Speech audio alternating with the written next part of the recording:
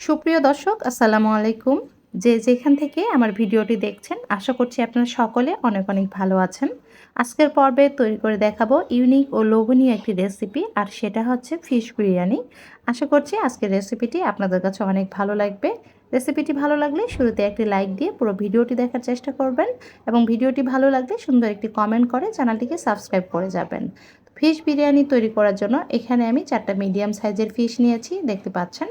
Fish 4টেকে আমি ভালোভাবে ধুয়ে পরিষ্কার করে নিয়েছি। এরপর এই মাছের উপরের অংশটা আমি কিছুটা কেটে নিচ্ছি। এতে করে মাছের ভিতরে তেল মশলা সবগুলো সুন্দরভাবে ঢুকবে, যার কারণে মাছটাও খেতে কিন্তু খুবই ভালো লাগবে। এরপরে আমি দিয়ে দিচ্ছি 2 টেবিল চামচ পরিমাণ মতো হবে লেবু রস। এই লেবু রসটা দেওয়ার কারণে মাছের মধ্যে কিন্তু একটা আষ্টে গন্ধ থাকে, সেটা আর থাকে না, আষ্টে গন্ধটা চলে যাবে। এরপরে আমি দিয়ে দিচ্ছি 1 টেবিল চামচ পরিমাণ হলুদ গুঁড়া, দিয়ে দিচ্ছি 1 টেবিল চামচ পরিমাণ মরিচ গুঁড়া আর স্বাদ মতো লবণ। সবগুলো মশলা দিয়ে এখন মাছগুলোকে আমি ভালোভাবে মাখিয়ে নিচ্ছি। এরপরে দিয়ে দিচ্ছি 2 টেবিল চামচ পরিমাণ ময়দা আর 2 টেবিল চামচ পরিমাণ চালের গুঁড়া। ময়দা আর চালের গুঁড়া দেওয়ার কারণে মাছটা কিন্তু আরও বেশি মুচমুচে আর ক্রিস্পি হবে, অবশ্যই দিবেন। তো আবারও আমি মাছগুলোকে ভালোভাবে মাখিয়ে নিয়েছি। এরপরে আমি মাছগুলোকে ভেজে নিচ্ছি। আপনারা চাইলে মাছগুলো এভাবে মাখিয়ে নিয়ে মেরিনেট করে কিন্তু রেখে দিতে পারবেন। তো আমি আজকে মেরিনেট করে রাখছি না, আমি মাছগুলোকে সরাসরি ভেজে নিচ্ছি। এখানে আপনারা আপনাদের পছন্দ মতো যে কোনো মাছ কিন্তু নিয়ে নিতে পারবেন। তো মাছগুলো এক পাশটা ভাজা হয়ে গেলে আমি অপর পাশে উল্টিয়ে দিব। চেষ্টা করবেন একটু সময় নিয়ে চুলা আঁচটা মিডিয়ামে রেখে মাছগুলোকে ভেজে নিতে, এতে করে মাছগুলো অনেক বেশি মুচমুচে আর ক্রিস্পি হবে ভিতর থেকে। তো যাই হোক, একইভাবে আমি সবগুলো মাছকে ভেজে নিয়েছি। আর এখানে একটা হাঁড়িতে 4 কাপ পরিমাণে বাসমতি চাল নিয়ে নিয়েছি, দেখতে পাচ্ছেন। এখানে আপনারা আপনাদের পছন্দ মতো চাল নিয়ে নিতে পারবেন। তো চালটাকে প্রথমে ভালোভাবে ধুয়ে পরিষ্কার করে নিচ্ছি। এরপরে চালটাকে 15 মিনিটের জন্য পানিতে ভিজিয়ে রাখবো। আর এখানে একটা হাঁড়িতে আমি পানি ফুটাতে দিয়েছি, পানিটা গরম হয়ে গেছে। এখন দিয়ে দিচ্ছি 1 চা চামচ পরিমাণ আস্ত জিরা, 3টা স্টার মশলা, স্বাদ মতো লবণ, আর দিয়ে দিচ্ছি 1 টেবিল চামচ পরিমাণ তেল। তেলটা দেওয়ার কারণে রাইসটা অনেকটা ঝরঝরে হবে, তো অবশ্যই তেলটা দিয়ে দিবেন। তো এখন এই রাইসটাকে আমি রান্না করে নিয়েছি, তবে এই রাইসটাকে পুরোপুরি সিদ্ধ করে নেওয়া যাবে না, 70%-এর মতো সিদ্ধ করে নিতে হবে। কারণ এই রাইসটাকে পরবর্তীতে আবারও কিন্তু ভাপে দিতে হবে, তখন এই রাইসটা বেশি সিদ্ধ হয়ে যাবে। তো চেষ্টা করবেন 70%-এর মতো সিদ্ধ করে নিতে, অবশ্যই একটু খেয়াল করে দেখবেন কোনোভাবেই যাতে বেশি সিদ্ধ না হয়ে যায়। তো আমার রাইসটা সিদ্ধ হয়ে গেছে। এখন এই রাইসটাকে আমি পানিটা ঝরিয়ে নিচ্ছি।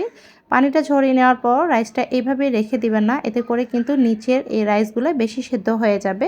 চেষ্টা করবেন একটু ছড়িয়ে রাখতে, তাহলে খুব সুন্দরভাবে এক্সট্রা পানিটা ঝরে যাবে আর রাইসটা অনেকটা ঝরঝরে হয়ে যাবে।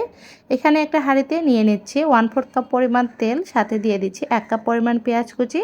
পেঁয়াজগুলো হালকা ভাজা হয়ে গেলে এরপরে অ্যাড করে দিচ্ছি 1 টেবিল চামচ পরিমাণ রসুন বাটা, 1 টেবিল চামচ পরিমাণ বাদাম বাটা আর 1/2 টেবিল চামচ পরিমাণ আদা বাটা। তো আদা, রসুন আর বাদাম পেঁয়াজের সাথে কিছুক্ষণ ভেজে নিচ্ছি যাতে এর কাঁচা গন্ধগুলো চলে যায়। এরপরে অ্যাড করে দিচ্ছি গুঁড়া মশলা, 1 চা চামচ পরিমাণ হলুদ গুঁড়া, 1 চা চামচ পরিমাণ মরিচ গুঁড়া, 1 চা চামচ পরিমাণ গরম মশলার গুঁড়া, আর দিয়ে দিচ্ছি 1 চা চামচ পরিমাণ ভাজা জিরার গুঁড়া, দিয়ে দিচ্ছি স্বাদ মতো লবণ, আর দিয়ে দিচ্ছি 3 টেবিল চামচ পরিমাণ টক দই। তো কিছুটা পানি দিয়ে দিচ্ছি, পানিটা দিয়ে মশলাটাকে আমি কিছুক্ষণ কষিয়ে নেব। তো এখানে অবশ্যই মশলাটাকে একটু সময় নিয়ে কষিয়ে নিতে হবে, কারণ মশলার কিন্তু একটা নিজস্ব গন্ধ থাকে, এই গন্ধটা যাতে চলে যায়। তো মশলাটাকে আমি বেশ কিছুক্ষণ কষিয়ে নিয়েছি। এরপরে অ্যাড করে দিচ্ছি টমেটো। এখানে মিডিয়াম সাইজের 2টা টমেটো আমি কিউব করে কেটে নিয়েছি, টমেটোগুলো দিয়ে দিচ্ছি। টমেটোগুলো দেওয়ার পর কিছুক্ষণ রান্না করে নিয়েছি। এরপরে দিয়ে দিচ্ছি চিংড়ি মাছ। এখানে আমি মিডিয়াম সাইজের আধা কেজির মতো চিংড়ি মাছ নিয়েছি। চিংড়ি মাছগুলো ভালোভাবে ধুয়ে উপরের খোসাটা আমি ফেলে দিয়েছি। এখন চিংড়ি মাছগুলো আমি কিছুক্ষণ রান্না করে নিব, ঢাকনা দিয়ে দিচ্ছি। অবশ্যই মাঝে মাঝে ঢাকনা তুলে একটু নেড়ে দিবেন, তা না হলে কড়াইয়ের নিচে কিন্তু লেগে যেতে পারে। আর আজকের এই ফিশ বিরিয়ানিটা আমি কিন্তু চিংড়ি মাছ দিয়ে রান্না করছি। আপনারা চাইলে আপনাদের পছন্দের যে কোনো রুই, কাতলা বা ইলিশ মাছ যে কোনো মাছ দিয়ে আপনারা তৈরি করে নিতে পারবেন। তো আমার চিংড়ি মাছ রান্না করা হয়ে গেছে। নামানোর আগে আমি কিছুটা ধনিয়া পাতা দিয়ে নামিয়ে নিয়েছি। এখন একটা হাঁড়িতে আমি এই যে রান্না করে রাখা রাইস নিয়ে নিচ্ছি। সবগুলো রাইস একসাথে দিচ্ছি না, অর্ধেকগুলোর মতো নিয়ে নিয়েছি। এরপরে সে রান্না করে রাখা চিংড়ি মাছগুলো দিয়ে দিচ্ছি। এরপরে বাকি অর্ধেক রাইস আমি উপরে দিয়ে দিচ্ছি।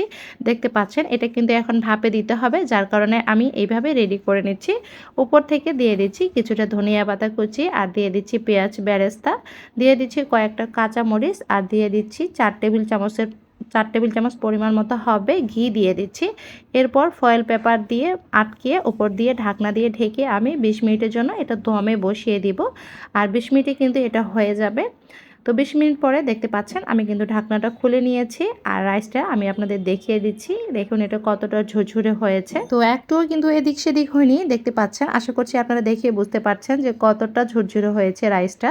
আর আমার এই টিপসগুলো ফলো করে আপনার যদি যে কোনো ফিশ দিয়ে এই ফিশ বিরিয়ানি তৈরি করেন, আশা করছি আপনাদেরও পারফেক্টভাবে এই ফিশ বিরিয়ানিটা তৈরি হবে, কোনো রকম এদিক সেদিক হবে না। যাই হোক, আমি এখন এই ফিশ বিরিয়ানি আপনাদের পরিবেশন করে দেখাচ্ছি। আমি একটা সার্ভিং প্লেটের মধ্যে ঢেলে নিয়েছি আর উপর থেকে ওই যে ফিশটা আমি ভেজে রেখেছিলাম সেটা দিয়ে দিয়েছি। আর উপর থেকে আবারও কিছুটা ধনিয়া পাতা কুচি আর পেঁয়াজ বেরেস্তা দিয়ে পরিবেশন করে দেখাচ্ছি। তো তৈরি হয়ে গেল এই সৌদি স্টাইলে ফিশ বিরিয়ানির রেসিপি। আশা করছি আজকের রেসিপিটি আপনাদের কাছে অনেক ভালো লেগেছে। যারা এতক্ষণ সাথে ছিলেন সবাইকে ধন্যবাদ।